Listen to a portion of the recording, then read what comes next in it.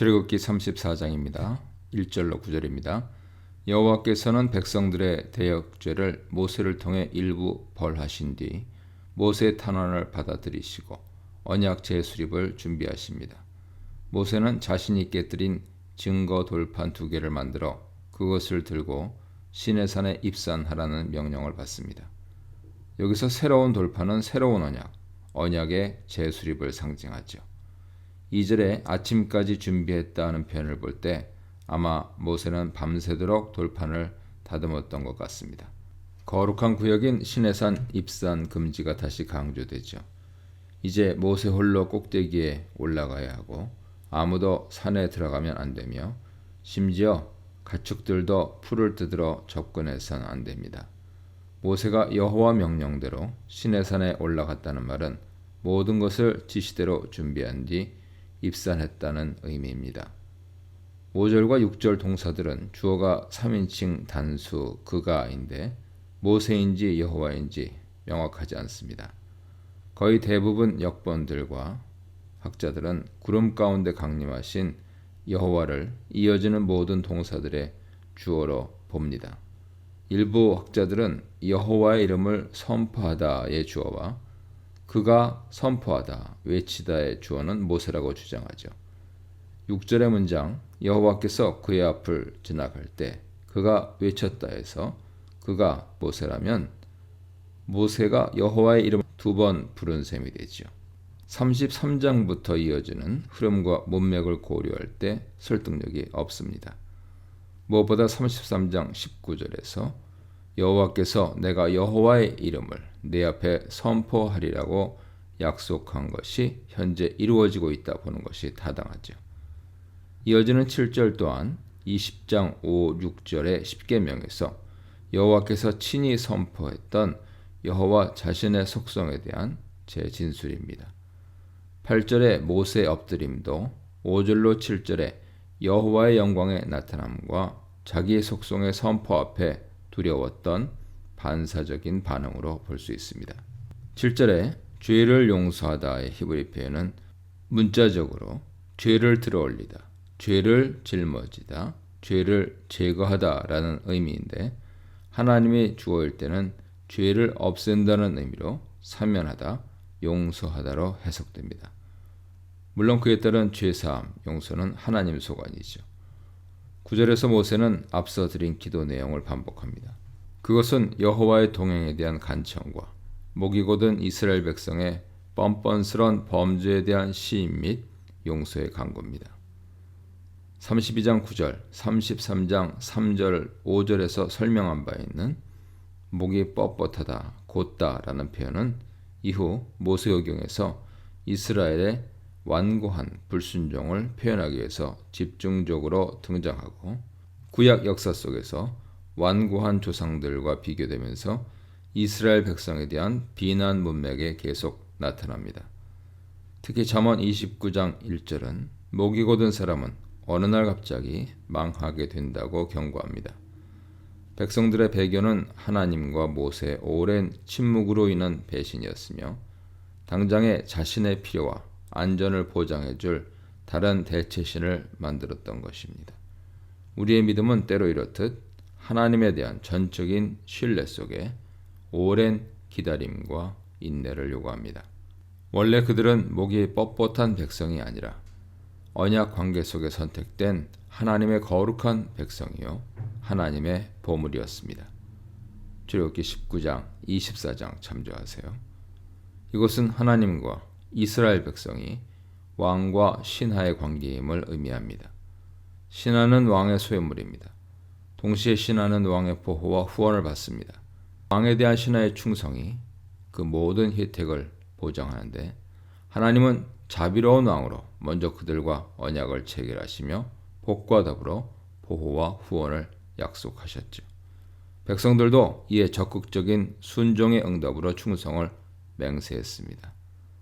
하지만 그들의 재빠른 배교는 놀라운 것이었습니다. 모세가 하나님 명령으로 산에 올라 십계명 돌판과 더불어 성막 건설을 위한 설계 도면을 받고 있는 그 시간에 산 아래에서는 백성들이 황금 송아지를 만들었습니다. 하늘이 맞닿은 시내산에서 하나님께서 중재자를 통해 모든 구원의 준비를 완료하셨으나 산 아래 땅에서는 백성들이 극단의 죄악 상태로 치닫고 있었습니다. 마찬가지로 예수께서는 자신의 몸으로 하늘 성전을 삼으며 지상에 오셨으나 땅에서는 자기 백성이 빛으로 오신 그를 배척하고 어둠 속을 헤맸습니다.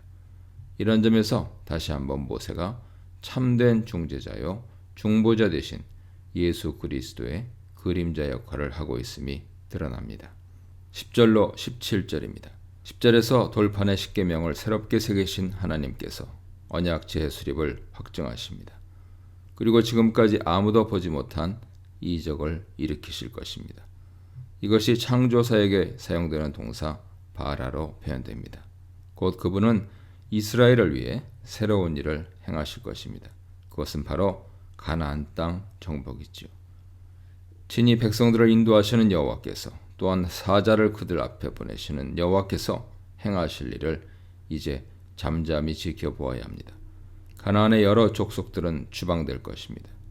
그것이 바로 하나님께서 말씀하신 아무 국민에게도 행한 적 없는 새로운 일입니다. 참고로 가나안 족속의 어린이를 포함한 멸절 명령으로 인해 자주 기독교와 유대교가 믿는 여호와 하나님이 잔혹하다는 지적이 있어 왔습니다. 그런데 하나님의 가차없는 심판의 화살은 자기 백성에게도 향한다는 사실을 기억해야 합니다. 하나님은 과연 무자비하십니까? 하나님은 사람의 죄악이 가득한 세상을 물을 동원해 홍수로 멸절하셨습니다. 동일한 이유로 가나안 족속의 죄악이 가득한 그 땅을 하나님은 이스라엘을 동원해 전쟁으로 멸절하셨습니다. 마찬가지로 장차 하나님께서는 이 부패한 세상을 하늘의 군사들을 동원해 심판하실 것입니다. 자비로운 하나님께 심판이라는 단어는 매우 어색하고 불편하게 느껴집니다. 그러나 자비롭고 의로운 여호와, 사랑과 공의의 하나님은 바로 그런 분이십니다. 하나님께서는 23장 33절에서 엄중히 경고했던 것을 반복하십니다. 만일 가나안 족속들과 언약을 체결한다면 그것은 앞으로 계속해서 이스라엘 백성에게 올무가 될 것이라는 경고죠. 하나님과의 언약 체결에서 가장 기본이 되는 출발점은 한 분 하나님에 대한 충성입니다. 이것은 십계명 제1, 2계명이기도 하죠. 하나님과 언약을 맺은 백성은 다른 민족과의 조약 체결이 금지됩니다. 이것은 필연적으로 다른 신들에 대한 숭배가 동반되기 때문이죠.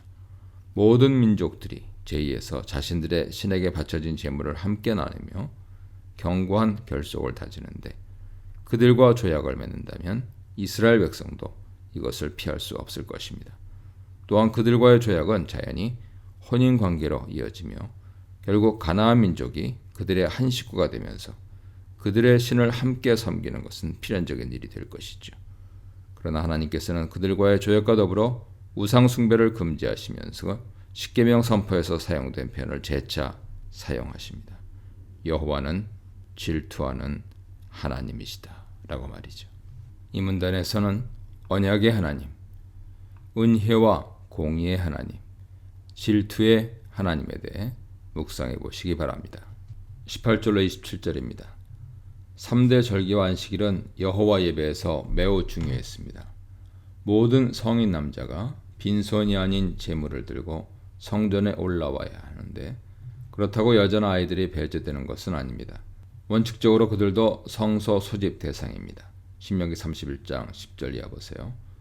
그들은 여러 이유로 성소에 올라오기 어려울 수 있지만 성인 남자들은 의무적으로 올라와야 했습니다.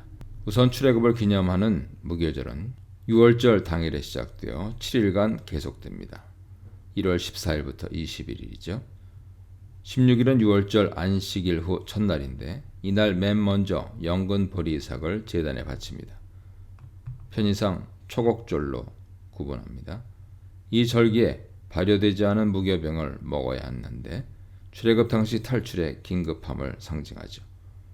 또한 25절에서 보듯이 누룩은 제단과 관련해서는 부패를 상징하는 이유로 다른 제물과 섞어선 안 되었습니다. 초실절과 관련해서는 혼란이 있습니다. 이러한 혼란은 비슷한 다른 두 날, 즉 첫 추수물 처음 익은 것을 바치는 날 레위기 2장 12절이죠. 그것과 곡식의 첫 이삭을 바치는 날 레위기 2장 14절이 각각 있기 때문입니다. 구분하자면 곡식의 첫 이삭을 바치는 날은 6월절 직후 안식일 다음 날, 즉 음력 1월 16일입니다. 레위기 23장 15절 보세요. 이날엔 추수물이라기보다는 최초로 연근 곡식의 이삭을 취해서 제단에 바칩니다. 학자들은 가디근 첫 이삭은 알이 밋밋한 밀나달이 아닌 보리 나달이었을 것으로 봅니다. 반면에 77절은 수확물 중 첫 번째 것을 바치는 날로 오늘 본문은 이날을 초실절로 칭하고 있습니다. 77절에는 보리도 추수했겠지만 밀이 준농사였기 때문에 밀의 초실절이라 칭하고 있습니다. 한편 예수님은 6월절 안식일 후 첫날 부활하셨습니다. 이날은 앞서 임시로 붙인 명칭을 쓰자면 초곡절인데 그날 부활의 첫 열매가 되셨죠. 따라서 여전히 첫 이삭, 첫 열매의 절기, 초곡절의 의미는 중요하게 다가옵니다. 19, 20절은 6월절과 관련된 규정으로 모든 첫 태생이 여호와께 돌려져야 한다고 규정합니다. 정결한 가축의 첫 태생은 모두 제사로 바친 뒤 기름을 태우고 남은 고기 부위를 화목제 규례와 비슷하게 제사장이 일부를 가져가고 나머지는 바치는 사람이 가져다 가족과 먹었습니다. 그러나 부정결한 가축은 부정한 짐승이었기에 제단에 올릴 수 없었으므로 대속을 해야 했습니다. 레위기 27장 27절에 의하면 기본적으로 그 부정한 짐승의 시장 가격, 히브리 수거로 네가 정한 값 이렇게 되어 있는데 시장 가격을 의미합니다. 시장 가격에 5분의 1을 더하여 성전에 바쳐 대속한 뒤 개인 용도로 사용할 수 있었습니다. 만일 대속하지 못했다면 시장에 판 뒤 그 돈을 성전에 바쳐야 했습니다.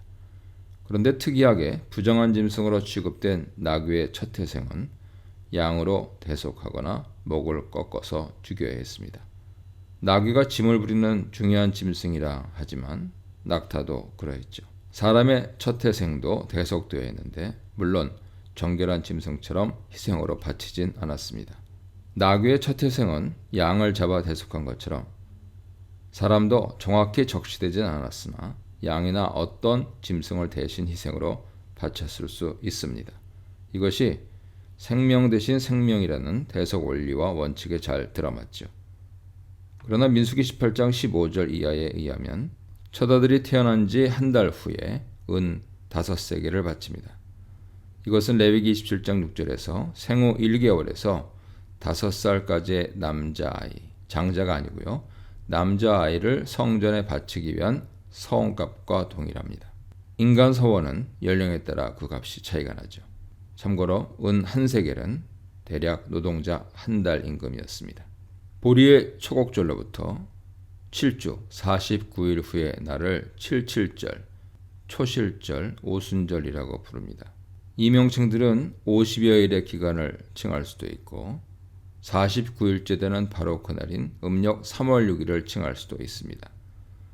초곡절과 달리 이날에는 보리와 밀을 비롯한 포도주와 시럽 등 여러 가지 농산물의 첫 번째 것을 성전에 바칩니다.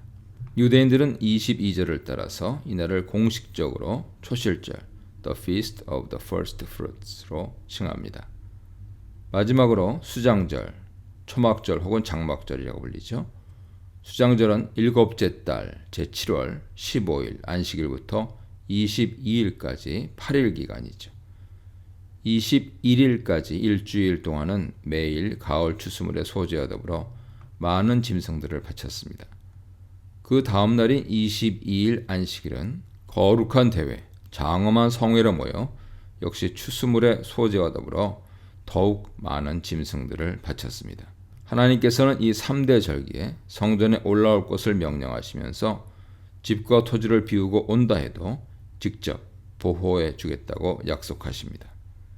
피와 관련된 25절 규정은 6월절 제물만이 아니라 모든 희생짐승 제사에 적용되는 일반 원칙입니다. 피와 기름은 결코 먹을 수 없었으며 제단에 바쳐야 합니다. 그것들은 여호와께 속하기 때문이죠.